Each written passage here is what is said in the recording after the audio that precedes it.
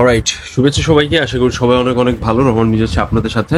So dear students, finally কিন্তু আপনাদের জিএসটির যেই ড্রয়িং এক্সামটি অনুষ্ঠিত হয়েছিল সেই এক্সামের রেজাল্ট পাবলিশ হয়ে গিয়েছে। এখন আপনাদের ভিতর অনেকেরই কোয়েশ্চেন ছিল যে আসলে কারা চান্স পাবে, কারা এক্স্যাক্টলি চান্স পাবে না, বা এই যে চারুকলা রেজাল্টটি দিয়েছে এটা কোন কোন ইউনিভার্সিটির জন্য প্রযোজ্য, বা কিভাবে আপনারা হচ্ছে একটা প্রপারলি বুঝতে পারবেন যে আপনাদের একটা প্রপার চান্স হয়েছে। এমন টাইপের নানাবিধ কোশ্চেন নিয়ে কিন্তু অনেকের কোশ্চেন ছিল, যেমন 114তম জেএনইউতে সিট হবে কিনা। রেজাল্ট দিল 213তম প্লেস করেছেন, অনেকেই কোশ্চেন করেছে 57তম প্লেস করে, অনেকে সেকেন্ড প্লেস করেছে। সিট কোনটা ইউনিভার্সিটি, কয়টা, নানাবিধ ব্যাপার স্যাপার। অলরাইট, সো আপনারা যে যেই প্লেস করেছেন না কেন, আজকের ভিডিওতে হচ্ছে আমরা একটা কমপ্লিট আপনাদের ধারণা দেওয়ার ট্রাই করব যে কে কোন ইউনিভার্সিটিতে চান্স পেতে পারেন, বা কত মেরিট লিস্ট পর্যন্ত টানবে, বা এই যে ড্রয়িং আছে এখানে ওয়েটিং লিস্ট, মেরিট লিস্ট, নানাবিধ বিষয় আসলে কি। কারণ আপনাদের গুচ্ছ চারুকলার যে কমিটিটা আছে, এক্সাম কমিটি, এখানে কিন্তু ক্লিয়ার ভাবে দেয়নি যেটা কোন কোন ইয়ের জায়গার জন্য প্রযোজ্য, স্পেসির জন্য প্রযোজ্য। সো চলুন আমরা শুরু করি। সো সবার আগে যদি আমরা একটু দেখি, এখানে কিন্তু Jagannath university faculty of fine arts dean কর্তৃক এটা কিন্তু অনুমোদিত করা হয়েছে। এখানে আলটিমেটলি আমরা যদি হিসাব করে দেখি যে টোটাল 455 সিরিয়াল আছে, 455 মেরিট পজিশন পর্যন্ত স্পেস আছে। এর মানে টোটাল যারা এক্সাম দিয়েছিল 800 সামথিং জগন্নাথ ইউনিভার্সিটিতে, তাদের ভিতর 450 জনের একটা ফাইনালাইজ লিস্ট করা হয়েছে।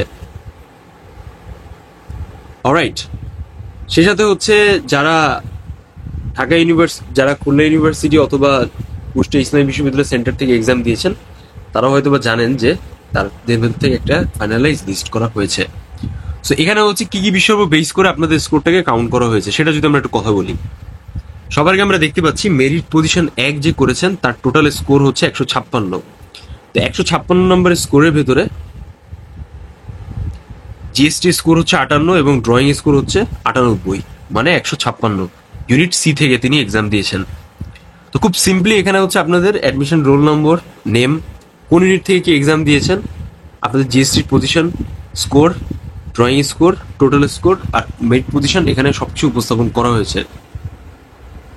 অলরাইট, তো আলটিমেটলি এর ভিতরে আসলে অনেকের কোশ্চেন আছে যে আপনারা হয়তো বা এক একজন এক এক জায়গায় সাবজেক্ট চয়েস দিয়েছেন, তো আলটিমেটলি কাকে কোথায় কোন ইউনিভার্সিটি রিক্রুট করা হবে, তিনটা ইউনিভার্সিটির জন্য কি একটা সিঙ্গেল মেরিট লিস্ট থেকে রিক্রুট করা হবে, এমন বিষয় কিনা। সো আপনাদের প্রথম প্রশ্ন যদি আমি অ্যান্সার করি, এটা হচ্ছে আপনাদের কমপ্লিট তিনটা ইউনিভার্সিটির মেরিট লিস্ট কিনা এটা কিন্তু সঠিক বোঝা যাচ্ছে না। তবে যারা জগন্নাথ ইউনিভার্সিটি সেন্টার চয়েস দিয়েছিলেন আর সেখান থেকে এক্সাম দিয়েছেন, যেই 800 জন, এটা হচ্ছে তাদের কমপ্লিট লিস্ট। আশা করি বিষয়টা বুঝতে পেরেছেন। তো এর ভিতরে টোটাল পাস করেছে 455 জন, এর মানে 350 জনের মতো স্টুডেন্ট ফেল করেছে, যার রেজাল্ট কিন্তু আপনারা এখানে সরাসরি দেখতে পাচ্ছেন। এর ভিতরে সব থেকে লোয়েস্ট স্কোর হচ্ছে ড্রয়িং এর 40 আর সব থেকে হাইয়েস্ট স্কোর হচ্ছে 98। তো it's kind of like interesting যে কি পরিমাণ হিউজ মার্কসে এক একটি স্টুডেন্ট আসলে চান্স পেয়েছে।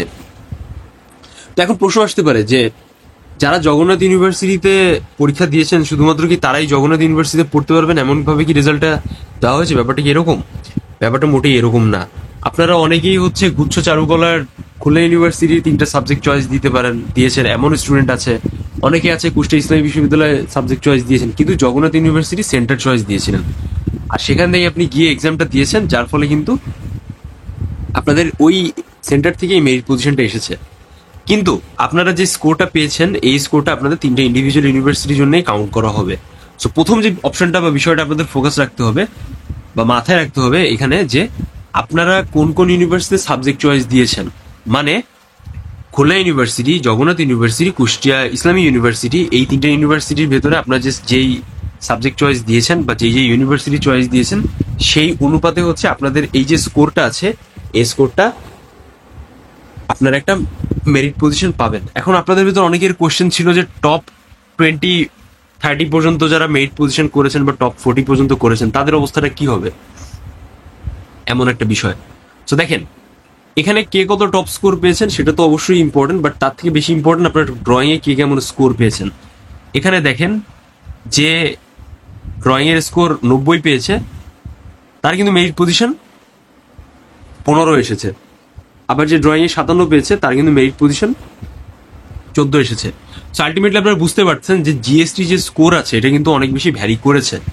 আলটিমেটলি জিএসটিতে যে 65 পেয়ে 57 পেয়েছেন ড্রয়িংয়ে, সে পজিশন আগে পাচ্ছেন। আবার যে জিএসটি স্কোর 31 পেয়েছেন আর ড্রয়িংয়ে 90 পেয়েছেন, সে কিন্তু পজিশন 15 পাচ্ছেন।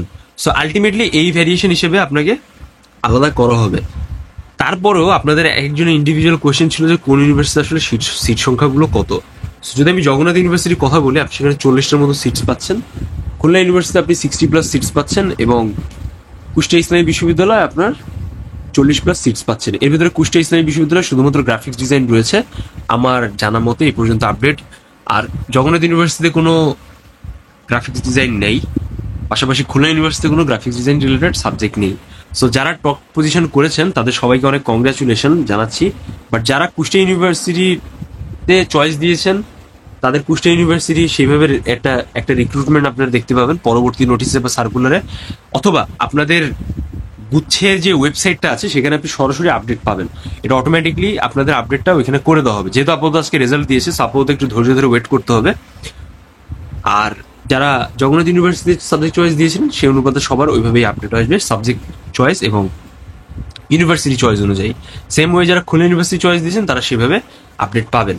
আমরা যদি খুলনা ইউনিভার্সিটির কথা চিন্তা করি বা দেখি, এখানে আপনাদের প্রত্যেকটা সাবজেক্ট প্রতি 300 টাকা করে একটা ফি জমা দেওয়া লেগেছে। তো এই যে 300 টাকা আপনারা ফি জমা দিয়েছেন, এর জন্য কিন্তু আপনাকে সরাসরি ওই ইউনিভার্সিটির ওই সাবজেক্ট অনুযায়ী কিন্তু আপনাকে একটা আলাদাভাবে মেরিট পজিশন এবং ওয়েটিং পজিশন দেওয়া হবে। সো এটা হচ্ছে মেইন ব্যাপার। তারপরেও যারা এখন অনেক নিরাশ অবস্থায় আছেন, যে আপনাদের স্কোর হয়তো অনেক কম এসেছে, আপনারা হয়তো অনেক ভালো লেভেলে কিছু করতে পারেননি, নানাবিধ জটিলতা বিষয়, তারা কিন্তু সরাসরি যদি কাজী নজরুল ইসলামের বিশ্ববিদ্যালয়ের ড্রয়িংয়ের একটা প্রপার পরীক্ষার প্রিপারেশন নিয়ে থাকেন, তারা কিন্তু সরাসরি আমাদের সাথে অনলাইন কোর্সে জয়েন করতে পারেন। সেম ওয়ে আপনারা যদি খেয়াল করেন, এখানে কিন্তু লোয়েস্ট স্কোর আমরা দেখতে পাচ্ছি 40, overall total score 70, merit position 455। তো এই সকল বিষয় বিচার বিশ্লেষণ করে আপনারা কিন্তু একটা প্রপার পাবেন। সো সব কিছুর মেইন কথাটা হচ্ছে একটাই, যারা 238 পজিশন করেছেন বা যারা হচ্ছে 92, 25 বা 114 পজিশন করেছেন, যে যেই পজিশনই করেছেন না কেন, সবার উদ্দেশ্যে একটা কথাই থাকবে যে আপনাদের গুচ্ছ চারুকলার যে এক্সামটা হয়েছে এটা হচ্ছে আপনাদের সরাসরি ওয়েবসাইটে অ্যাড হয়ে যাবে। জিএসটি যে স্কোরের যে আপনারা স্কোর বোর্ড দেখেছেন বা ওয়েবসাইটে আপনারা যেই সাবজেক্ট চয়েস দিয়েছিলেন অথবা যেই টপ প্রপার ইউনিভার্সিটি চয়েস দিয়েছেন, সেখানে স্কোরগুলো অ্যাড হয়ে যাবে। দেন আপনারা যে ইউনিভার্সিটি আপনাদের চয়েস লিস্টে রেখেছেন ফার্স্ট, সেকেন্ড, থার্ড পজিশনে, সেখান থেকে আপনারা সরাসরি একটা প্রপার ওয়েটিং পজিশন এবং মেরিট পজিশন পাবেন। সো এই জায়গাটার দিক থেকে আপনারা যদি একটা বিষয়কে বিচার বিশ্লেষণ করেন, আপনারা কিন্তু সরাসরি একটা আউটকাম পাবেন। সো আলটিমেটলি হচ্ছে এটা নিয়ে কারোর প্যারা খাওয়ার দরকার নেই। বাট হ্যাঁ, যারা টপ 30 বা 40 ভেতর আছেন তারা কিন্তু যদি জগন্নাথ ইউনিভার্সিটি চয়েস দিয়ে থাকেন তাদের সেভাবে টানা হবে।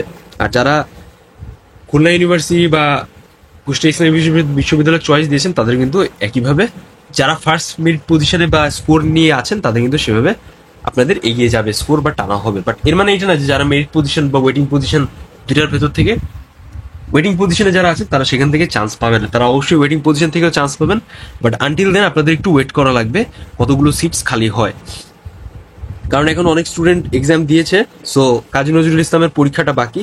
আপনারা যখন কাজী নজরুল ইসলামের পরীক্ষাটার ফাইনাল ফলাফল পাবেন, দেন আপনারা একটা সেপারেশন বিষয় দেখতে পাবেন। বাট যেহেতু গুচ্ছ চারুকলার আন্ডারে এই 3টা ইউনিভার্সিটি এক্সাম একসাথে হয়েছে, সো এই 3টা ইউনিভার্সিটি যে মেরিট পজিশন আছে, সাবজেক্ট চয়েস আছে, সবকিছু একইভাবে দেখানো হবে। সো সে পর্যন্ত সবাই আপনাদের ওয়েবসাইটের নেক্সট যে লগ ইন আছে সেইটা করে বিষয়টা তো বুঝতে পারবেন। আর নোটিশ পাওয়ার আগ পর্যন্ত সবাই একটু ফোকাস করেন, দেন এই বিষয় সম্পর্কে সবাই জানতে পারবেন। আর অবশ্যই আমাদের চ্যানেলে চোখ রাখেন, কারণ আমরা ইন ফিউচারে আরো ইনডেপথ বিষয়গুলো আপডেট করে দিব। আর সবাইকে অভিনন্দন যারা পরীক্ষা দিয়ে মেরিট পজিশন পেয়েছেন। সো এখনো খুলনা ইউনিভার্সিটির আর কুষ্টিয়া ইসলামী বিশ্ববিদ্যালয় যদি মেরিট পজিশন না দেয়, তাহলে এটাই হচ্ছে আপনাদের ফাইনালাইজ একটা ব্যাপার। বাট আমার কাছে যেটা মনে হচ্ছে, এটা 800 স্টুডেন্ট যারা পরীক্ষা দিয়েছে তার ভিতরে 450 স্টুডেন্টরা পাস করেছে। জগন্নাথ ইউনিভার্সিটি যারা সেন্টার চয়েস দিয়েছিল, এটা হচ্ছে তাদের জাস্ট রেজাল্ট। সো এই ছিল হচ্ছে আজকের ওভারঅল ভিডিও। আশা করি আপনাদের কনফিউশন দূর হয়েছে। সো সবার সাথে দেখা হবে নেক্সট ভিডিওতে। সে পর্যন্ত সবাই ভালো থাকেন, সুস্থ থাকেন। সবার কাছ থেকে বিদায় নিচ্ছি। আশা করি আপনাদের কোশ্চেন অ্যান্সার পেয়েছেন। Thank you so much. আল্লাহ হাফিজ, শুভরাত্রি।